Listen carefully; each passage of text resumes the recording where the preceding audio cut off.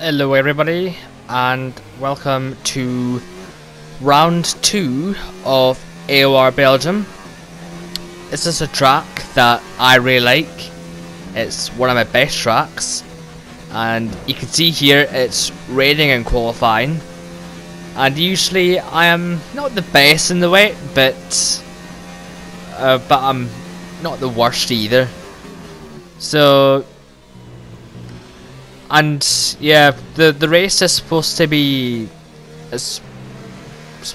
dry, with a chance of rain near the end of the race, which should be quite interesting.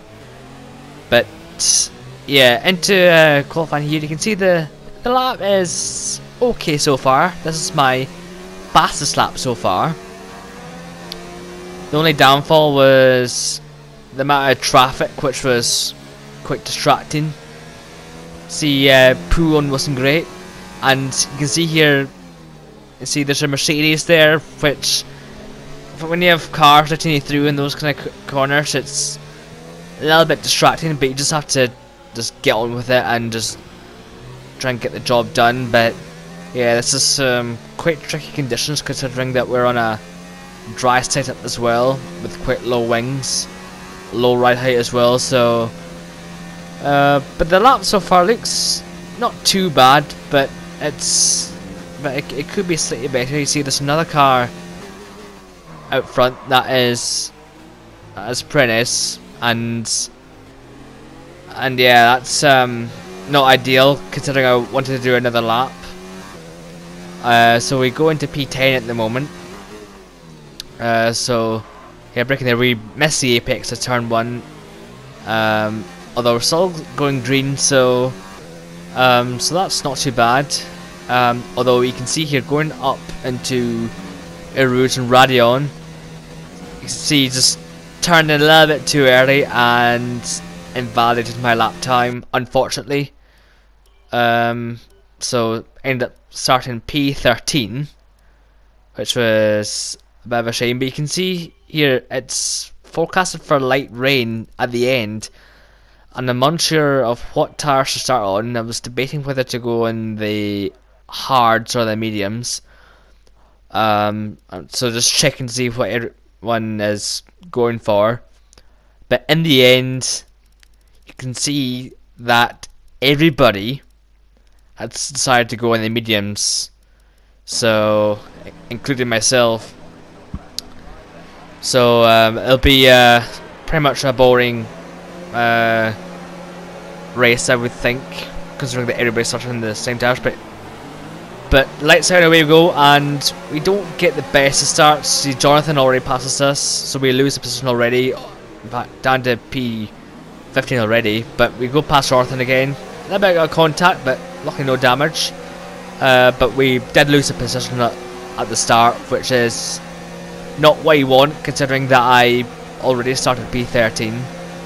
So here, see, there's a whole cluster of cars. We try and sneak up the inside of La Maquina and Onyx, but we decide to back out because it's not much point.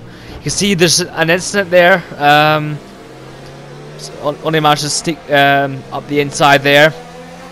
So we're up into P12, so that's all good. La Maquina decides to try and go down the inside here, but decides to back out of it. So we're up into P12, which is not too bad considering the restart. So we've gained a position already. That's good. You can see Fabi goes a little bit wide there. Was well off the track. I don't know what happened to him. He must have had damage or something. So we're up into P11. See, Onyx has left the session because he was involved in an incident there. So yeah, that's not great there from him. And you can see here Hugo as well, he's going slowly. I believe he picked up damage as well. So we end up going down the inside of Hugo. So that's us up into P10 now. So we gained 3 positions at the start. So that's good there. So we gained 3 positions in lap 1, which is not too bad. So we're in the points position. But although this was one of my strongest tracks, my pace in the race wasn't exactly that good. And I don't really know why. As you can see in lap 3, we're just struggling to keep up with the train. You can see my teammate Blizzard, he actually hit the wall. So he got damaged there, so we gain another position there. Bit of a shame for Blizzard, but yeah, that was, you can see lap 5, see, still struggling to keep up with the train, low in ERS, so we let McKenna go, and hopefully we can use him to drag us along. But yeah, he was really fast at this point in the race, and yeah, we were struggling for ERS and stuff. And despite it being one of my best tracks, bar rain, I would say I was better for race face there. You can see here, only just within the DRS, and also we're low on ERS as well. So yeah, it's a bit of a struggle at the moment. We just don't have the pace of the leading group, which is rather strange. And we're currently under the clutches of Jonathan as well. Everybody is on the same tyre, and yeah, there's 18 drivers left, and we're P9 at the moment. So it's not great, but we kind of want to be in a higher position. So yeah, onto lap 10, you can see we're just losing further behind in the train. I just don't have the pace in them. See Jonathan behind, he just goes past easily, so we just let him go. We tries to go through here, but we block him off there. So yeah, we're down to P9 again.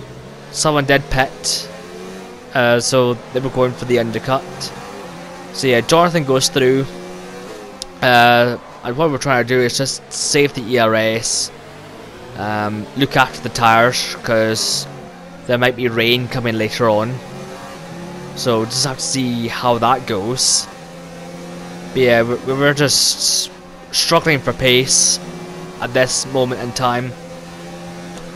So yeah, onto lap 13, you can see onto 14 now, everybody pits, apart from La Machina, myself and Jonathan, because we're trying to stretch the mediums out as long as possible, because Jeff said there's rain due in 10 minutes, but should hopefully come at the near the end of the race. So yeah, we're just trying to look after the tyres whilst keeping good pace. But La Machina, he was really fast this race, couldn't keep up with him. And Jonathan, his pace was decent also, just keeping in touch with me. But right now there's not really any signs of rain coming at the moment, so we're just like trying to save the ERS, don't use it too much, because see onto lap 18, see Jeff is saying there's 5 minutes left of rain, and you can see it's getting darker as well. So, but because it's so late in the race, I'm still hoping that the rain would come, but it's starting to cloud over slightly, so we're just, the three of us are just praying that the rain comes. Otherwise, our strategy would be completely screwed. So yeah, we're on to lap 18. We're still trying to look after the tyres a bit. You can see that the guys behind are catching up. See that 20 now? It's really beginning to cloud over now. So the rain is coming, and the rain has come now. So there's light spots of rain. 71% tyre wear, so it's getting near puncture territory now, so the tyres are going off. See, it's starting to rain now, which is good, it's what we want, but ideally we want the rain to be heavier, because right now it's still not wet enough for intermediates. But yeah, on to lap 21, you can see, yeah, tyre regulation rules. If we don't pit this lap, then we will be disqualified. But we're just hoping that it just rains a bit harder, which it's doing, but 74% tire wear. So it's yeah, getting pretty desperate now. So we have to pit this lap no matter what. Otherwise, yeah, we'd be disqualified. But yeah, we don't have any ERS left. But we're over a second down in our best time, so that shows that the grip is starting to run out. But yeah, it still felt decent at this point. But we're looking up a bit now. We're just hoping that the rain falls a little bit harder yet. Because we're going on to the intermediates. But you can see tires are on 75%, which, so they're starting to feel second hand. But luckily now the rain is falling harder. So that's positive news. The grip is starting to go due to the rain falling, and also dead tires. And Jeff is saying check your MFD for any strategy option. So now it's the time to pit for inters. See, the tires are pretty dead. Jeff recommended just the intermediates. So the grip was starting to go there. So the rain finally came, although it would have been ideal if it came a lap earlier, to be perfectly honest. But you can see here, Lamikina was struggling there. I don't know if he had a puncture or what, but we like end up emerged right behind them. So we're currently in 6th place, down to 7th. All the cars go past. You pit for intermediates, and we get held up ever so slightly. And you can see here, Lamikina actually decides to pit for the soft tires. I don't know what happened to him, but that's a bit of a gamble. You see, Jonathan decides to go for enter, so he goes for the same strategy as us. You can see he goes well off the track, so he's desperate to try and get past me. He gets a good run, which he does, and yeah, ends up going past us. We do defend the inside, but however, he had 6 seconds worth of penalties, so that was so I guess there's not much point in fighting them too hard, and we didn't get any warnings whatsoever this race. But you can see here, Lamikina's call was wrong because he's starting to struggle, as shown with the DRS being disabled. So this final lap could be set to quite hectic. You can see Lamikina is going quite slowly, so he'll be due to get past, or Jonathan will be due to get past Lamikina. And see, there's many cars struggling. See, Sparks, he actually hit the wall at Ravage. You can see here, Lamikina and Sparks are struggling. We're trying to find a move here, and we decided to go up the middle. Quite risky to do, but we go up the middle, and that was a very satisfying move there. I really enjoyed that because had to have trust in both Lamikina and Sparks, but they're both clean drivers, so had every faith in them that they weren't going to take me out, which they didn't.